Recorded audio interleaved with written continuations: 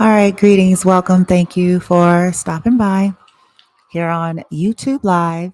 If you're logging in live, Monday, November the 21st, 2022, wherever you're on the globe, greetings, welcome. Come on in. Thank you for stopping by. So, yes, I've been popping on here and there today with various discussions. Tomorrow, maybe if I'm guided, I believe I'll be doing a reading for you all. But these are some very near and dear topics, very important topics to me that I feel like, for those of you that resonate with who I am and what I do and are on similar journeys and paths, a lot of what I talk about, as well as the readings, you all may find helpful.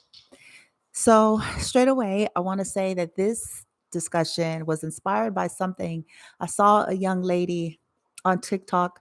She mentioned something. I didn't get to see it in totality because it was very brief, but it triggered something immediately. So I just jumped off. I didn't even want to get further into where she was going. It was just one thing that triggered something for me. And it was about healing and recovering from narcissistic abuse and the trauma bonding that takes place with this. Okay. And on these healing journeys and spiritual journeys and paths, you get a lot of teachings about all this love and light and compassion and forgiveness and all of these things, which it serves more for ourselves, right? At some point in the journey, certainly to release ourselves from things.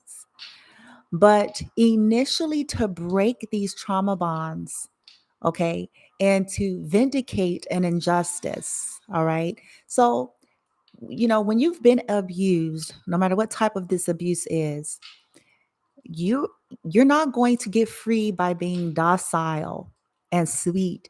These types of energies are predatory and they prey on people who are very loving, who are very kind, who are very patient, who are very forgiving, who, they prey on these energies like looking at them like weaklings, okay? Basically, that they can get away with whatever and do whatever because apparently, they're not well. Abusers must not be well, okay? In their thinking, in their mentality, all of that. So, the only way to break free is to embrace what I call divine anger. And I like to use natural or um, regular 3D examples because it helps us to demystify things. So, there's a real thing called Stockholm syndrome. And when you have a Stockholm syndrome, you have a bond to your captor and will even defend, right? So trauma bonding is a lot like that. There's been there's been a brainwashing and a conditioning that has gotten you used to those roller coaster rides with abusers. And the only thing that breaks it is when we embrace the divine anger from being violated. Not by singing kumbaya, not by oh, I'm just that keeps these vicious cycles going. This is where the ego serves us. It's a natural instinct in the animal kingdom to defend, to protect your right to what? Live. Because abusers are simply trying to take away your right to have a happy, healthy, vibrant, and free life. They're trying to tear you down, weigh you down, wear you down, whether this is psychologically, emotionally, mentally, energetically, whatever ways in which you've been abused. And so, just like in the animal kingdom, you have a right to not sit there and die. You have a right to not sit there and let someone abuse you and to not downplay the fact that they are. And so, what I use these extreme examples of, attempted murder or a survivor of a person that was murdered. Not one of us would tell these people, oh, you know, just forgive them from attempting to kill you, and if they go to jail and get the penalty that they deserve, don't be happy about that, don't celebrate that. Well, that's I don't really agree with that. because it's almost invalidating your experience. It's divine anger. Anger is not bad in itself. It serves,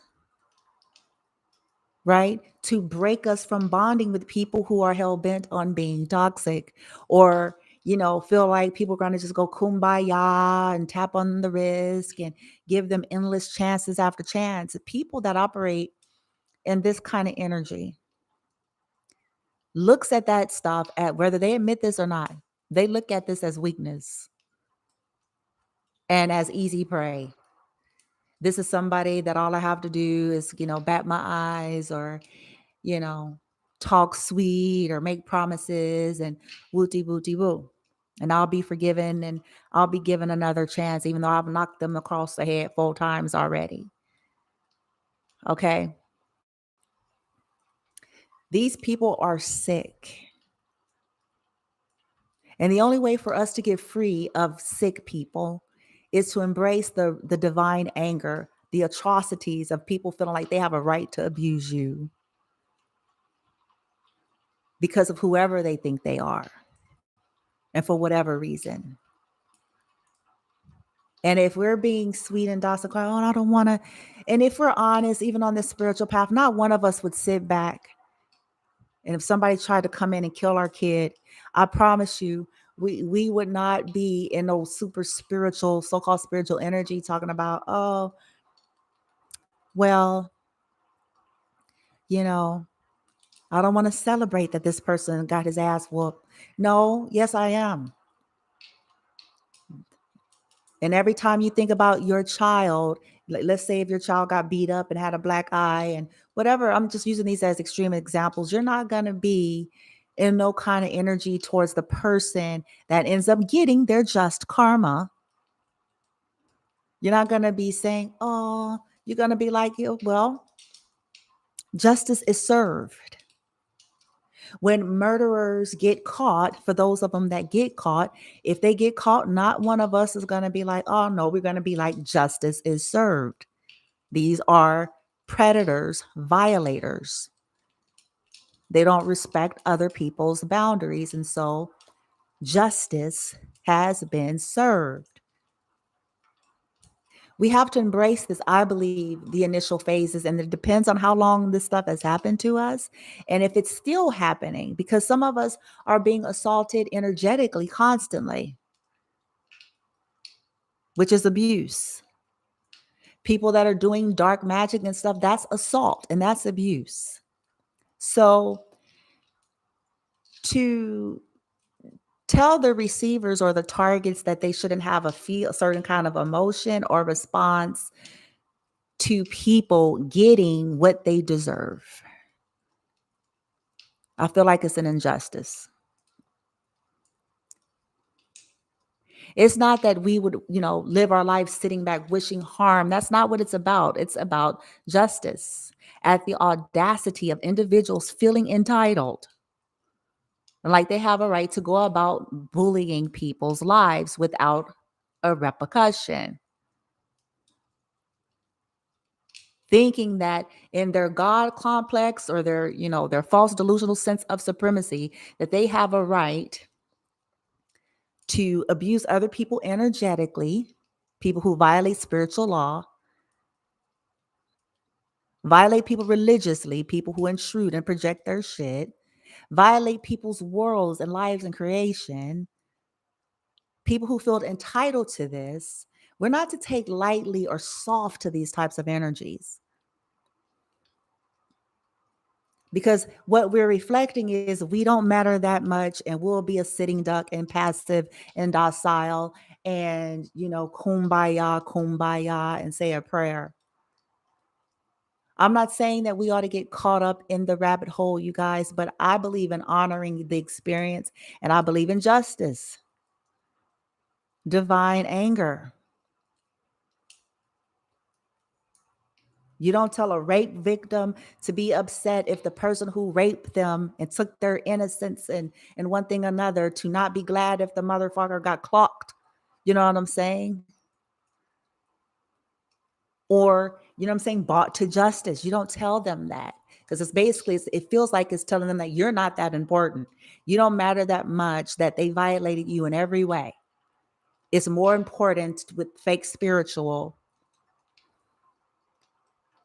kumbaya.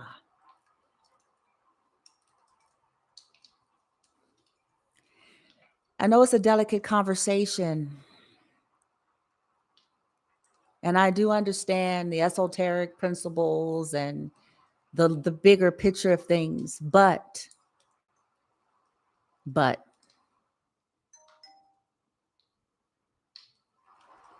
it's easy for anybody who, any of us, myself included, to sit back anywhere and tell people how they ought not feel, or don't be glad when people who assaulted you day after day, year for year, finally get their ass whooped. Don't be glad when people attempted to kill you or your children day after day, year after year, finally croak the fuck out or die. Don't be glad when people who stole your information, stole your property. Don't be glad when they fucking lose everything. That's justice playing out.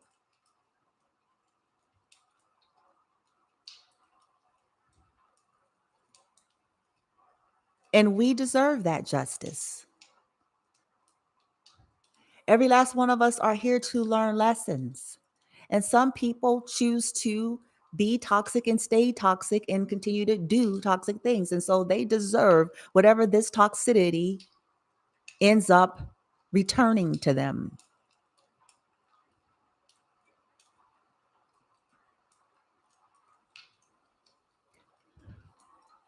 If you're trying to free yourself, or you know someone who is, just know that that anger is a divine anger. And if you haven't been on the receiving end of this type of abuse, you really don't have a place or position to speak on telling someone else how to deal with that.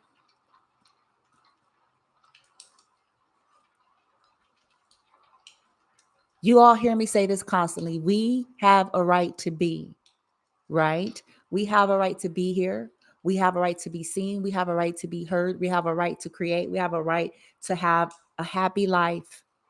We have a right to feeling safe and secure on this earth. And when people are hell bent on trying to fuck with that, we have a right to divine anger at them getting what they deserve.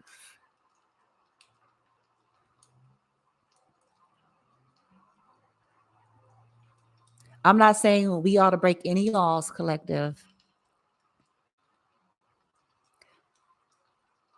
but each and every one of us know, if we be brutally and gut wrenching honest, not trying to impress ourselves or no one else, off camera,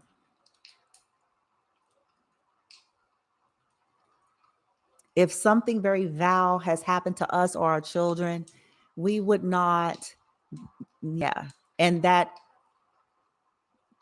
the person who did the things receive some kind of ramification, whether it is they go to jail, whether it is, whatever ways that they have hurt you, they've received some of that in their own lives. We're not going to be like, "Aw." We're going to be like, it's about damn time.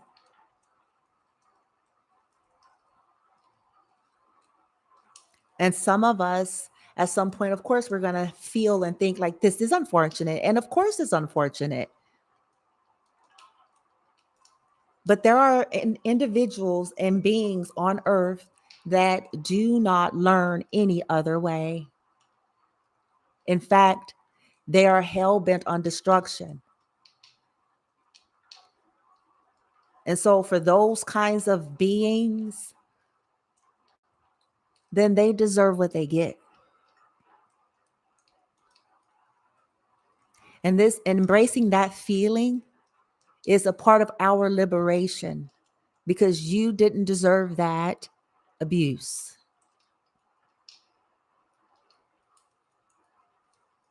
And they didn't have a problem dishing it. So then let them not have a problem receiving what they fucking deserve. And I call that divine anger. and vindicating your experience, people feeling entitled to violate you or your life or your children in any way, shape, form, or fashion.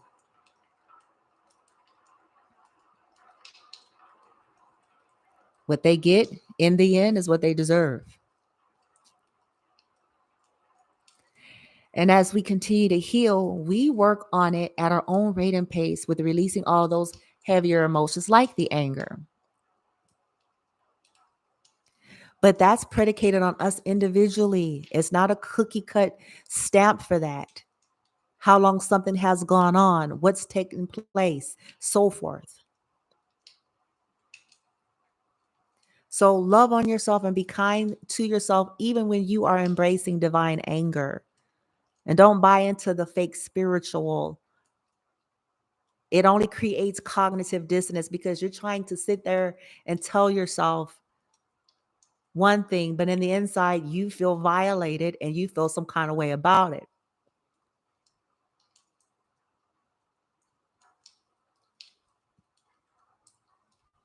And it doesn't make you any less spiritual. So, we kind of have to release some of that. And that's just my resonance. What the young woman was sharing, it wasn't as deep. And like I said, I only clicked on it for a moment, but it was just one thing that she was sharing in terms of how you free yourself from these trauma bonds. You have to embrace anger instead of making excuses and over mystifying things. An abuser is an abuser. And until people call shit for what it is and face it head on a nail like that, this keeps perpetuating these toxic cycles.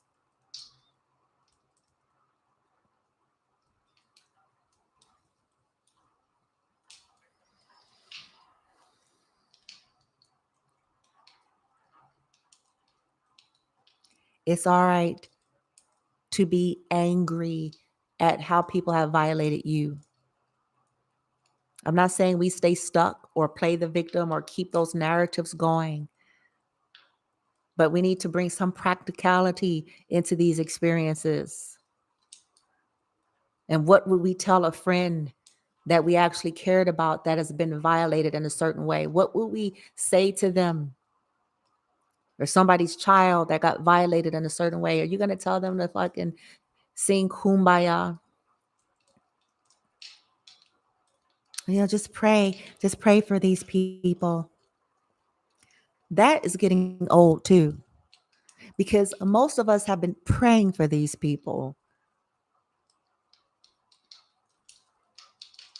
Healing is going to always be a choice, no matter what kind of prayer are going forth.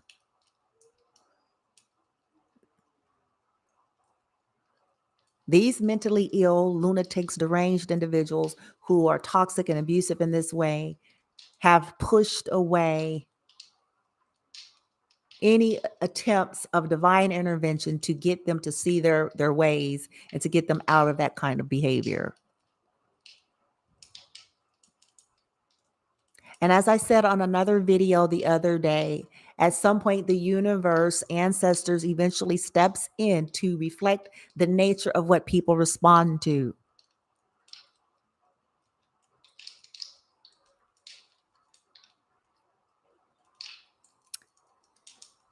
So they don't understand the nature of grace and love and kindness. They look at it as weakness and they look at it as ways to exploit individuals. So the universe eventually steps in and say, we will speak in the matter of the energies that they respond to. They feel entitled to being abusive. We're going to show them what that's like. They feel entitled to doing dark witchcraft and stealing and bullying and stalking. We're going to show them what that feels like because they don't understand any other language. And those that were on the receiving end of their fuckery, guess what? I want to send you the love and light and just to encourage you to know you have a right to your divine anger, dear soul. And you take your time with your healing process and set intentions. But just know that you have a right to that. Don't be guilted and shamed. I don't believe in shaming victims, or should I say targets? Because we're not victims. I'm going to say targets. and receivers of abuse because they have an emotional response or they feel some kind of way. Not one of us will sit on our couch if we had the strength, the means to stand up and defend ourselves if someone were to break in our house and come in here and assault us. And again, hear what I said. Not one of us willingly and willfully, if we had the strength and the means to defend, would just sit there and let somebody just come in and wreak havoc in your home and go, oh, I send them love and light and I wish them well because, they must be a disturbed soul. Well, that doesn't really take a lot of deep revelation to understand that it's a disturbed soul that's breaking in somebody's house and trying to kill motherfuckers.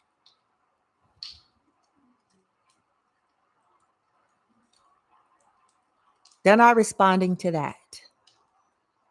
If that were happening and we had a position to handle it, that what the motherfucker will respond to is being clocked on that head, though. They'll think again about coming up in yours. You see what I'm saying? And that's not being mean. And that's not, no, it's you defending how dare people feel entitled to come in your world and not have a ramification for fucking with you.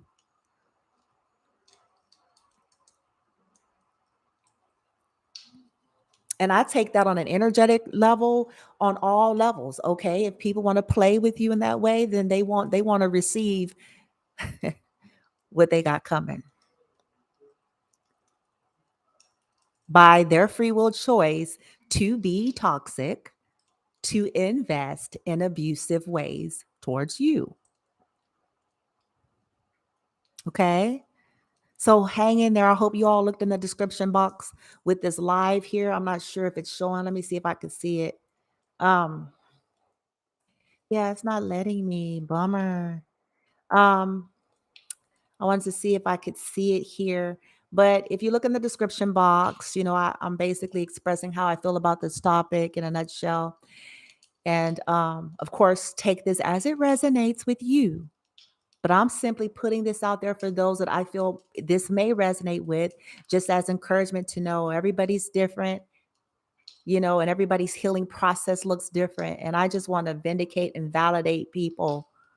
Okay, first and foremost, to start speaking up and speaking out, but embracing divine anger and realizing that it's, demystifying all this toxic positivity, toxic spiritual religious stuff that would make you feel wrong for being angry for, what people have done to you, or that would make you feel wrong for being glad when people are brought to justice for what they do to you. Okay.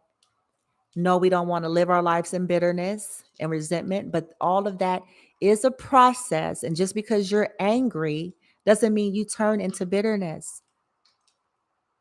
Ironically, these people that are abusive, these are the ones that are truly resentful and bitter, by the way. You see how they projected that?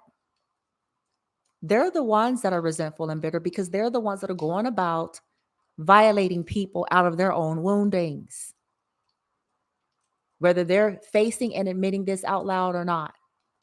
There is some hidden anger, unresolved resentment and bitterness that's lurking about them, that is triggering them to conduct in abusive ways.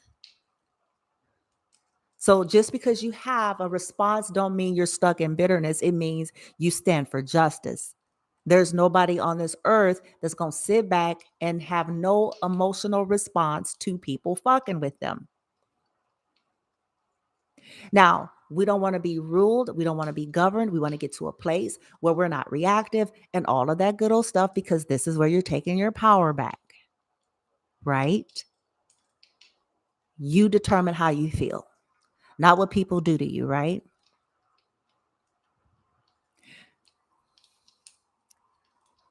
But a part of your process is owning your truth. And I like to simplify shit. You may not have to live your life reactive to them, but if a motherfucker doing some off shit, you have a right to what you feel about that. And the more you heal, and the more you clear your energy, and the more you release, and the more you make changes, and the more you put up boundaries, and all this stuff over time, of course, you won't be governed by that, ruled by that, or reactive to that. But these initial phases, you all, I just want to say, you have a right to embrace your divine anger. Okay? Love on yourself, be gentle and kind with yourself through this process, because let me tell you something. You certainly were not receiving it from these abusers. Okay? All right, you guys. Namaste.